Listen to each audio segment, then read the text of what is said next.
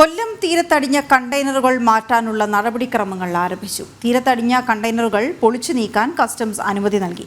ആകെ 41 കണ്ടെയ്നറുകളാണ് കൊല്ലത്ത് വിവിധ തീരങ്ങളിലായി അടിഞ്ഞത്. ഇന്നലെ ശക്തികുളങ്ങരയിലെ കണ്ടെയ്നറുകൾ ക്രെയിൻ മാർഗം കരയിലേക്ക് എത്തിച്ചിരുന്നു. ഇന്നും പ്രവർത്തനങ്ങൾ തുടരും. മനോജ് ചേരുന്ന വിവരങ്ങളുമായി. മനോജ്, ഇന്നലെ എത്ര കണ്ടെയ്നറുകൾ മാറ്റാൻ സാധിച്ചു? ഇന്നിപ്പോൾ എങ്ങനെയാണ് ഈ നടപടികൾ തുടങ്ങുന്നത്?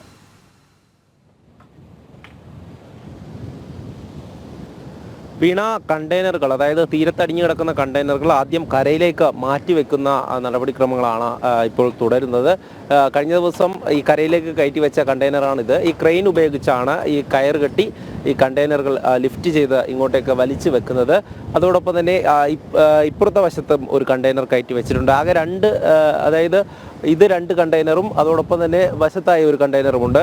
ഇനിയും കണ്ടെയ്നറുകൾ ഈ തീരത്ത് അടിഞ്ഞു കിടക്കുന്നുണ്ട്. അതൊക്കെ തന്നെ വലിച്ച് കയറ്റി വെക്കേണ്ടി വരും. കസ്റ്റംസിൻ്റെ അനുമതിയോടുകൂടിയാണ് ഈ കണ്ടെയ്നർ ഇവിടെ നിന്ന് പൊളിച്ചുകൊണ്ട് റോഡ് മാർഗം കൊണ്ടുപോവുക. അല്ലാതെ അതായത് ഗ്യാസ് കട്ടർ എന്തെങ്കിലും ഉപയോഗിച്ചുകൊണ്ട് ഈ കണ്ടെയ്നർ പൊളിച്ചതിന് ശേഷം മാത്രമേ റോഡിലൂടെ കൊണ്ടുപോകാൻ സാധിക്കൂ. വലിയ കണ്ടെയ്നറുകളായതിനാൽ ഈ ചെറിയ റോഡുകളിലൂടെ പോകില്ല. അതുകൊണ്ട് തന്നെ കസ്റ്റംസിൻ്റെ കസ്റ്റഡിയിലായതുകൊണ്ട് കസ്റ്റംസിൻ്റെ അനുമതി വേണമായിരുന്നു. കഴിഞ്ഞ ദിവസം തന്നെ കസ്റ്റംസ് അതിന് വേണ്ട അനുമതി കൊടുത്തു. അതോടൊപ്പം തന്നെ ജില്ലാ ഭരണകൂടത്തോടും ഈ കപ്പൽ കമ്പനി നിയോഗിച്ച ടീം അംഗങ്ങൾ ആവശ്യപ്പെടുന്നത് അവർക്ക് സമയം നൽകണമെന്നുള്ളതാണ്. കാരണം ഈ കണ്ടെയ്നറുകൾ ഇവിടെ നിന്നും കൊണ്ടുപോകുന്നതിൽ ബുദ്ധിമുട്ടുണ്ട്. കടൽ മാർഗം കൊണ്ടുപോകുന്നത് ആദ്യം പരീക്ഷിച്ചു, പക്ഷേ അത് വിജയകരമായി പൂർത്തിയാക്കാൻ സാധിച്ചില്ല എന്നുള്ളതാണ്. ഒരു കണ്ടെയ്നർ ഈ കൊല്ലം പോർട്ടിലേക്ക് എത്തിച്ചു. അതിൽ പോളിയെഥലീൻ പോലുള്ള പദാർത്ഥങ്ങളാണ് ഉണ്ടായിരുന്നത്.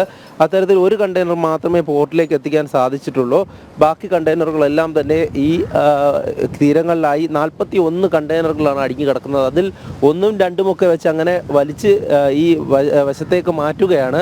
ഇവിടെ വെച്ചിട്ടാണ് ബാക്കിയുള്ള നടപടിക്രമങ്ങൾ നടക്കുക. അപ്പോൾ സ്വാഭാവികമായിട്ട് നമുക്കറിയാം 41 കണ്ടെയ്നറുകൾ എത്ര ദിവസം എടുത്താകും ഇവിടെ നിന്നും കൊണ്ടുപോകാൻ സാധിക്കുക എന്നത്. അതിനുവേണ്ട ബുദ്ധിമുട്ടും കാര്യങ്ങളെല്ലാം ഇവിടെ ഈ കമ്പനി നിയോഗിച്ചിട്ടുള്ള ടീം അംഗങ്ങളൊക്കെ വ്യക്തമാക്കിയിരുന്നു.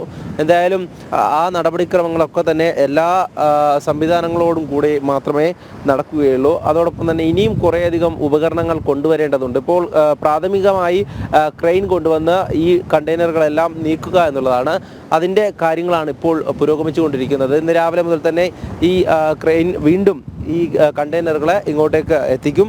എന്തായാലും ഇനി വരുന്ന ദിവസങ്ങളിലും ഈ പ്രവർത്തനം തുടരുമെന്ന് തന്നെയാണ് മനസ്സിലാക്കാൻ സാധിക്കുന്നത്. ആദ്യം ഈ തീരത്താണ് ഈ പ്രവർത്തനം തുടരുന്നത്. ഇനി മറ്റ് തീരങ്ങളിലേക്ക് പോകേണ്ടതുണ്ട്. അവിടേക്ക് ക്രെയിൻ കൊണ്ടുപോയി ഈ കണ്ടെയ്നറുകൾ എടുക്കേണ്ടതുണ്ട്.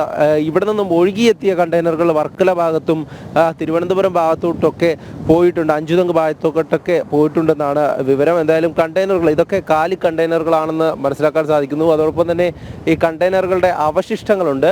അവശിഷ്ടങ്ങൾ മാറ്റുവാനും ഈ കമ്പനി ആളുകളെ നിയോഗിച്ചിട്ടുണ്ട്. അപ്പോൾ അത്തരത്തിലുള്ള അവശിഷ്ടങ്ങൾ മാറ്റും. അതോടൊപ്പം തന്നെ ഈ കണ്ടെയ്നറുകളിൽ നിന്നും ഒഴുകിയെത്തിയ വസ്തുക്കൾ പല സ്ഥലങ്ങളിലായി കിടക്കുന്നുണ്ട്. അതൊക്കെ മാറ്റണം.